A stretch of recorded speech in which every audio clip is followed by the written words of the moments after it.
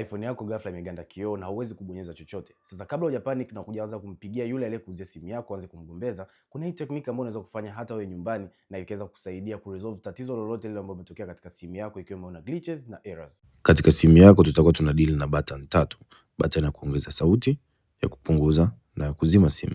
Kwa hiyo utakachotaka kufanya utabidi ubonyeze button ya kuongeza sauti mara moja, kupunguza mara moja, then utashikilia button ya kuzima simu.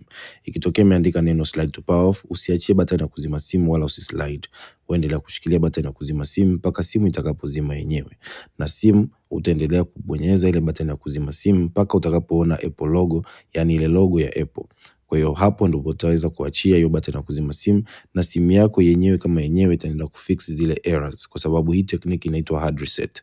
Kwa hiyo simu yako itakapowaka itaweza kufix bugs zozote zile ambazo zilitokea katika operating system, au itaweza kufix errors zozote, na utaweza kutumia simu yako kama kawaida pale ambapo itawaka. Natumai utakuwa umenielewa. Kama unaweza kunifollow, like na kushare kwa marafiki zako na familia.